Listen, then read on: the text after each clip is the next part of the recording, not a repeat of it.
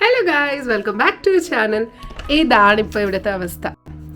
നല്ല രീതിയിൽ സ്നോ തിരിച്ചെത്തിയിട്ടുണ്ട്. നമ്മുടെ ന്യൂ ഇയർ ഒക്കെ കഴിഞ്ഞപ്പോഴത്തേക്കും സ്നോ വീണ്ടും, ഞങ്ങൾ വിചാരിച്ചു ഈ സീസണിൽ സ്നോ കഴിഞ്ഞതാണ്.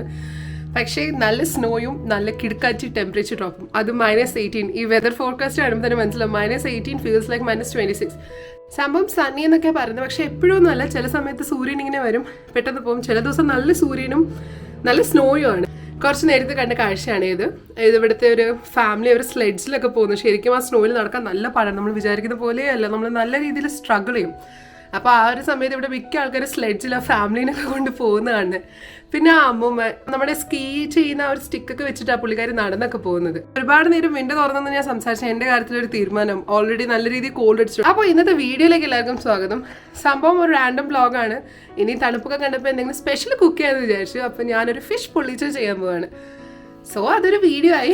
ഇന്നത്തെ പിന്നെ വേറെ എന്തെങ്കിലും വിശേഷമൊക്കെ ഉണ്ടെങ്കിൽ നിങ്ങൾക്ക് കാണിച്ചു തരാമെന്ന് ഉള്ളൊരു പ്ലാനുമായിട്ട് ഇന്നത്തെ വീഡിയോ സ്റ്റാർട്ട് ചെയ്യുന്നത്. അപ്പോൾ എല്ലാവർക്കും പുതിയൊരു വീഡിയോയിലേക്ക് സ്വാഗതം. പിന്നെ ഞങ്ങളെ ചാനൽ ഇഷ്ടപ്പെട്ടാൽ തീർച്ചയായിട്ടും ഞങ്ങളെ സബ്സ്ക്രൈബ് ചെയ്ത് സപ്പോർട്ട് ചെയ്യാനും മറക്കല്ലേ. So let's go to the video. Hi.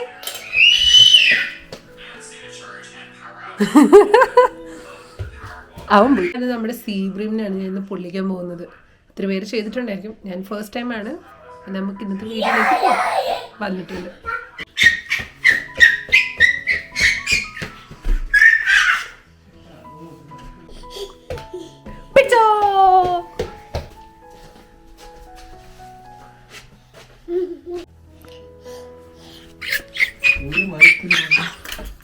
ഇവിടെ ഓട്ടം തന്നെയാണ്, ഫുൾ ടൈം ഓട്ടം.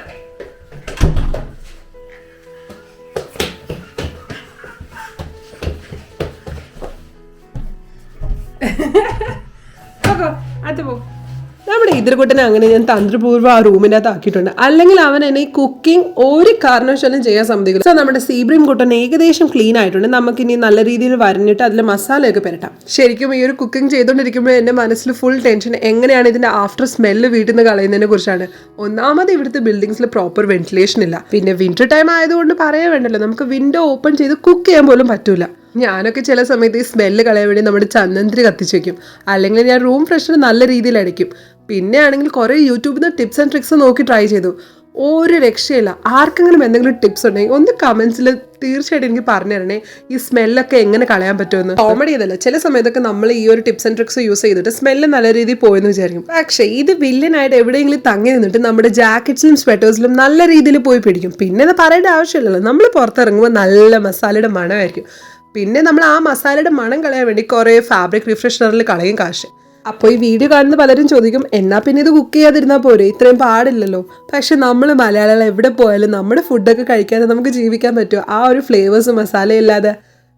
എനിക്കൊന്നും അതൊന്നും ആലോചിക്കാൻ പോലും പറ്റൂല. എന്തായാലും എന്നെപ്പോലെ റിലേറ്റ് ചെയ്യാൻ പറ്റുന്ന ഒത്തിരി പേര് ഈ വീഡിയോസ് ചിലപ്പോൾ കാണുന്നുണ്ടായിരിക്കും. അപ്പോൾ നിങ്ങളുടെ കയ്യിൽ എന്തെങ്കിലും പൊടിക്കൈകളൊക്കെ ഉണ്ടെങ്കിൽ ആ കമൻറ്റ് സെക്ഷനിൽ ഒന്ന് ഇടാൻ മറക്കല്ലേ. അങ്ങനെ നമ്മൾ വിശേഷം പറഞ്ഞുകൊണ്ടിരുന്ന കൂട്ടത്തിൽ തന്നെ നമ്മുടെ മീൻ പൊള്ളിച്ചതിൻ്റെ ഏകദേശം കാര്യങ്ങൾ സെറ്റായിട്ടുണ്ട്. ഇനി നമുക്ക് നല്ല രീതിയിൽ ഫോയിൽ റാപ്പ് ചെയ്തിട്ട് ബാക്കി പ്രൊസീജിയേഴ്സൊക്കെ ചെയ്യാം. നാട്ടിലൊക്കെ ആണെങ്കിൽ നല്ല വാഴയിലൊക്കെ വെച്ച് പൊള്ളിച്ചെടുക്കാമായിരുന്നല്ലേ. ഇനി പറഞ്ഞിട്ട് കാര്യമൊന്നുമില്ലല്ലോ. അപ്പം നമുക്ക് നല്ല രീതിയിൽ നമ്മുടെ മീൻ ഫോയിൽ റാപ്പ് ചെയ്തിട്ട് പൊള്ളിച്ചെടുക്കാം. ഫോയിൽ ഇതേപോലെ എണ്ണ ഒഴിക്കണം എന്ന് എനിക്ക് അങ്ങോട്ട്. പിന്നെ ഇത് പൊള്ളിച്ചെടുക്കാം, അടച്ച് വയ്ക്കാം. ഞാൻ വാഴയില ഇല്ലാത്ത നമ്മൾ ഫോയിൽ പരീക്ഷിക്കുന്നുണ്ട്. ഞങ്ങൾ മീൻ പൊള്ളിച്ചതിന് ശേഷം ഒന്ന് പുറത്ത് നോക്കിയപ്പോൾ ഉള്ള അവസ്ഥയാണ്.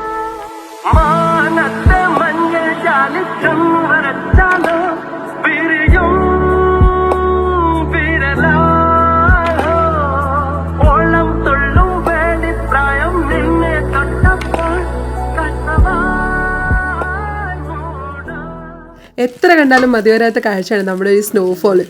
എന്തായാലും നമ്മുടെ മീൻ പൊള്ളിച്ചത് ഇവിടെ റെഡി ആയിട്ടുണ്ട്. അപ്പം നമുക്കിനി പോയി നമ്മുടെ ലഞ്ച് അങ്ങ് ചെയ്യാം. ഭാഗ്യം ഇത് കഴിഞ്ഞിട്ടില്ലെന്ന് എൻ്റെ വിശ്വാസം. ഇന്നത്തെ ലഞ്ച് ചോറ്, ദാൽ കറി, വറ്റിച്ച മീൻകറി, സാമ്പാർ, പിന്നെ നമ്മളെ പൊള്ളിച്ച മീൻ.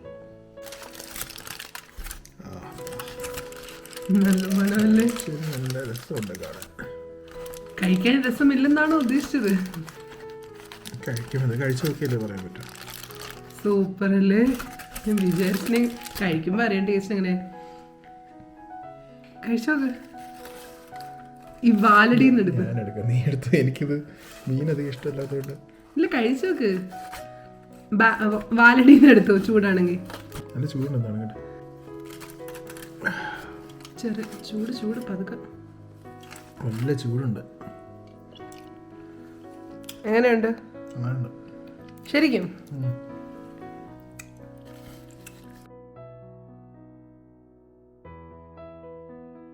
അപ്പൊ ഞാനൊന്ന് കഴിച്ചു നോക്കട്ടെ. ഒരു വലിയ പീസ് നല്ല ചൂടുണ്ട്.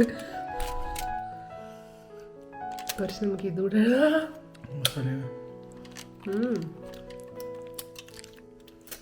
കഴിക്കാം.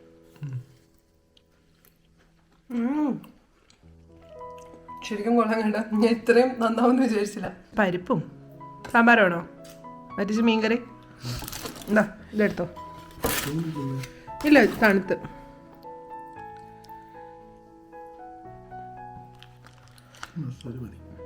അതൊക്കെ മീൻ ഒരുപാട് ഇഷ്ടമല്ലാത്തോണ്ടല്ലേ. സൂക്ഷിച്ച മുള്ളുണ്ട്. തണുപ്പത്ത് നല്ല ചൂട് ചോറും ദാല് സൂപ്പർ അല്ലേ? കൊതി വരുന്നു. സൂപ്പറാ. മസാല നല്ല ടേസ്റ്റ് ഉണ്ട്. ഇനി ഞാനും കഴിക്കട്ടെ. ഒരു സീബ്രീമിനെ കഴിച്ച് തീർന്നതിന് ശേഷമുള്ള അവസ്ഥയാണ്. ഇത്ര കുട്ടീനെ ചോറൊക്കെ കഴിച്ചിട്ട് ഇതെന്താണ് ബോട്ടിലൊക്കെ നീ തുറന്ന ഫുള്ള്. ഇനി നമുക്ക് ഈവനിങ് സ്നാക്ക് കുക്ക് ചെയ്യാം. എന്തോ കള്ളത്തര ഇവിടെ. എല്ലാവരുടെ അടുത്ത് ഹായ് പറഞ്ഞേ, ഹായ് പറഞ്ഞേ. അങ്ങനെയാണോ ഹായ് പറയുന്നേ?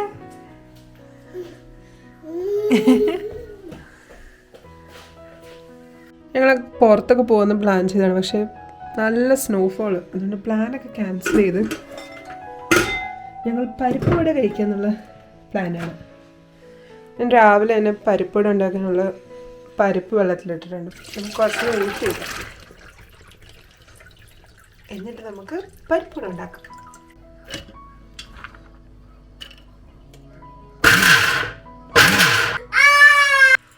അങ്ങനെ കുക്ക് ചെയ്യാൻ നമ്മുടെ ഇതിർക്കുട്ടിനും കൂടെ വന്നിട്ടുണ്ട്. അല്ലെങ്കിൽ ഞങ്ങൾ എവിടെയെങ്കിലും പോകണമെന്ന് പറഞ്ഞ് നേരത്തെ കൂടി പ്ലാനൊക്കെ ചെയ്ത് റെഡി ആയിരുന്ന അപ്പോൾ വഴിമടിക്കായിട്ട് എന്തെങ്കിലും ഒരു ബാഡ് വെതർ പുറത്തു വരും. അങ്ങനത്തെ ഒരു ദിവസമായിരുന്നു ശരിക്കും ഞങ്ങൾക്ക് ഇന്ന്. പ്ലാൻ എ ഫ്ലോപ്പ് ആയാലും എന്താണ്, പ്ലാൻ ബി ഉണ്ടല്ലോ നമ്മുടെ പരിപ്പിട ഉണ്ടാക്കൽ. എന്തായാലും നമ്മുടെ പരിപ്പിട ഏകദേശം അതിൻ്റെ ഫൈനൽ സ്റ്റേജിലെത്തിയിട്ടുണ്ട്. ഇനി അത് ഫ്രൈ ചെയ്തെടുത്താൽ മതി. നാട്ടിലൊക്കെ ഞാൻ കിച്ചണിൽ കൂടുതലും കയറുന്ന ഫുഡൊക്കെ കഴിച്ച് തീർത്ത് സഹായിക്കാൻ വേണ്ടി മാത്രമായിരുന്നു. എന്തായാലും ഇങ്ങനെ ഒറ്റയ്ക്ക് ഫാമിലി ആയിട്ട് ഇവിടെ പോളണ്ടിൽ വന്ന് താമസിച്ചു തുടങ്ങിയപ്പോഴാണ് ഞാൻ ഇതുപോലത്തെ കുക്കിംഗ് എക്സ്പെരിമെൻറ്റ്സ് ഒക്കെ ചെയ്തു തുടങ്ങിയത്. എന്തായാലും എൻ്റെ കുക്കിംഗ് കുറച്ചും കൂടി മെച്ചപ്പെട്ടിട്ടുണ്ട്.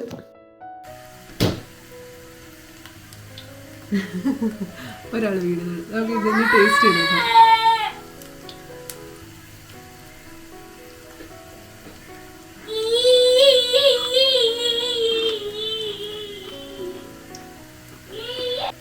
അടിപൊളി ക്രഞ്ചി ആയിട്ടുണ്ട്. ഞാൻ വിചാരിച്ചത് ഒത്തിരി എണ്ണ ഒഴിക്കാത്തതുകൊണ്ട് ചിലപ്പോൾ സക്സസ് ആവില്ലെന്നാണ്, പക്ഷെ കുഴപ്പമില്ല. എന്തായാലും ഒരു വടയും പൊതിഞ്ഞിട്ടില്ല, എന്താണെന്നറിയില്ല. ഇന്ന് വെച്ച് 2 സംഭവം പൊളിച്ചിട്ടുണ്ട്. നമ്മുടെ പൊള്ളിച്ചത് സൂപ്പറായിരുന്നു, ഇതും അടിപൊളിയായിട്ടുണ്ട്. അപ്പോൾ നമുക്ക് ചൂടായിട്ട് കട്ടൻ ചായയും നമ്മുടെ ഫൈനൽ പരിപ്പും ഇവിടെ സെറ്റ് ആയിക്കൊണ്ടിരിക്കുന്നത്. കഴിക്കുമ്പോൾ ഇനി ബാക്കി കാണും.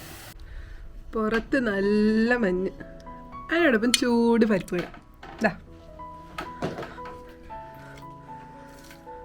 നല്ല ക്രഞ്ചി ആയിട്ടുണ്ടല്ലേ. കൊള്ളാമോ? ഇഷ്ടപ്പെട്ടാ?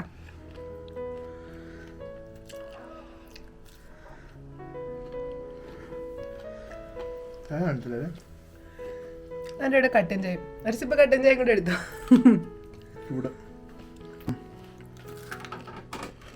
ഞങ്ങൾ ഈ മഞ്ഞത്ത് എന്തായാലും ഈ പരിപ്പടിയൊക്കെ എൻജോയ് ചെയ്ത് ഇവിടെ ഇരിക്കാൻ പോവാണ്. ഞങ്ങളുടെ ഈ വ്ളോഗ് എല്ലാവർക്കും ഇഷ്ടപ്പെടുന്നു വിശ്വസിക്കുന്നു. ഇഷ്ടപ്പെട്ട ഞങ്ങൾ പഴയതുപോലെ തന്നെ സബ്സ്ക്രൈബ് ചെയ്ത് സപ്പോർട്ട് ചെയ്യാനും മറക്കല്ലേ. പുതിയൊരു വ്ളോഗായി വരുന്നവരെ ബൈ.